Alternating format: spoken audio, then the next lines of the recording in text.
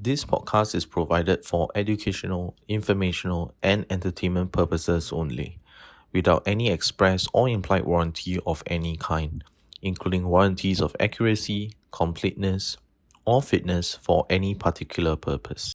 Hi everyone, welcome back to our part 2 of our seed phrase podcast. So how is actually the seed phrase different from private keys? I think irrespective of like the close ties between private keys and seed phrase in cryptocurrencies, they're actually very, very distinct and different terms. The private key is an important requirement for crypto transactions as it helps in the verification of ownership of a specific address on the blockchain network. You can receive cryptocurrency funds from anyone on the public key of your wallet. However, you will need the private key to prove your ownership of the cryptocurrency funds received in the transaction. On the other hand, the seed phrase works as your crypto wallet password recovery tool. So I always like to say that the seed phrase is a recovery tool, is a recovery mechanism that is built for a crypto wallet. So it is a master key for all the crypto accounts and transactions of users on the wallet. The seed phrase offers access to all private keys in the original wallet, with, of course, the objective of ensuring complete control over crypto assets. So your seed phrase is your ultimate safety net, if I can say. So where can you actually use the seed phrase?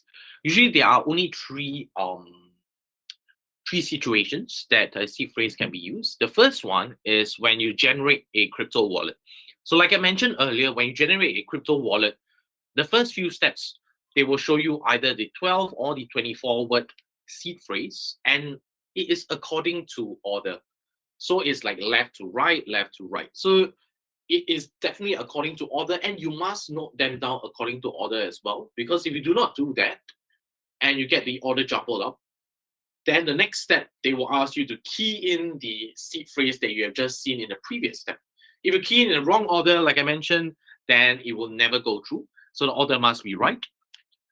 The second one would be when you switch a wallet. So let's say, for example, you switch from computer A to computer B, or you switch from browser A to browser B. So when you do that, you need to key in your seed phrase all over again. And that is the situation whereby you need your seed phrase again. The last part, of course, is when you restore a wallet. When, like I mentioned at the start, if you lose it by accident, let's say you lose your ledger, you lose your hardware wallet, you lose it by accident, you need to restore the whole thing all over again, then that is the situation whereby you need your seed phrase. So what's the best way to store your seed phrase, right? So as you have just learned the significance of your seed phrase and how it works and how easy it looks. However, a sequence of 12 or 24 words is not something you would risk completely to your brain's memory. So if you have sharp memory and you believe you can memorize the seed phrase, the word list in the exact order, then you could definitely rely on it. However, if you cannot gauge the weight of the consequence, and if you forget the seed phrase, remember this is your last option when every other option backup fails. So here's some efficient methods that you can rely on storing your seed phrase or recovery phrase.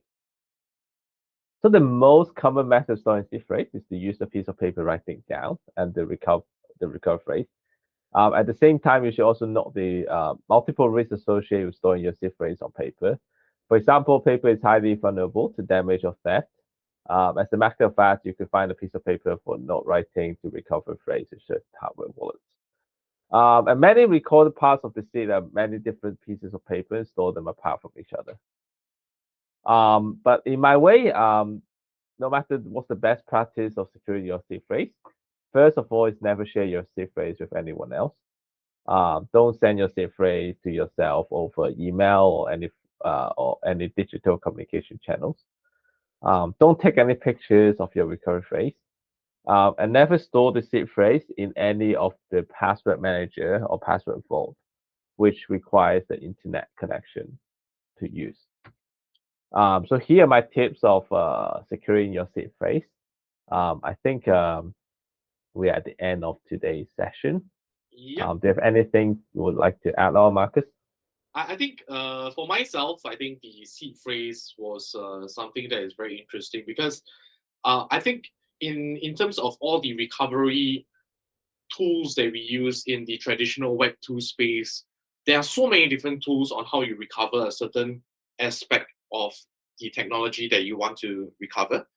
But in terms of cryptocurrency and crypto wallets, the seed phrase is universal throughout. So that's actually something that's very interesting. And I think in time to come, this particular way of workings will actually, may actually be something that will be universal throughout the entire Web3 and the entire Web2 that we see right now. I think that is something that we can look forward to. And all these things that you guys are learning on our podcast on every single week, hopefully it gives you some kind of aspect of information so that you can understand we are still very early. A lot of people still do not know all this stuff, and what we are sharing would definitely come into play in the near future, hopefully. So yeah, that's all I have. And we will probably see you again next week again. Okay, thank you, everyone. Thank you. Bye-bye. Bye-bye.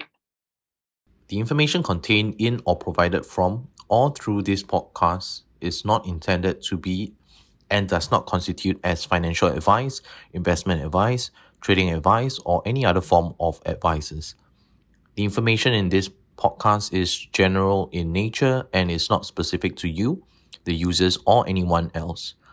You should not make any decision, be it financial, investment, trading, or otherwise, based on any of the information presented in this podcast without undertaking independent due diligence and consultation with a professional broker or financial advisory.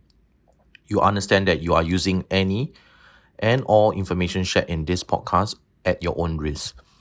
You are solely liable for any losses that you may incur from investing, and in no event shall we be liable for any losses which may be incurred while investing. Trading of cryptocurrencies is highly risky and may not be suitable for the general public. All opinions expressed by the program participants are solely their own current opinions and do not reflect the opinions of ABCC. Participants' opinions are based upon information they consider reliable.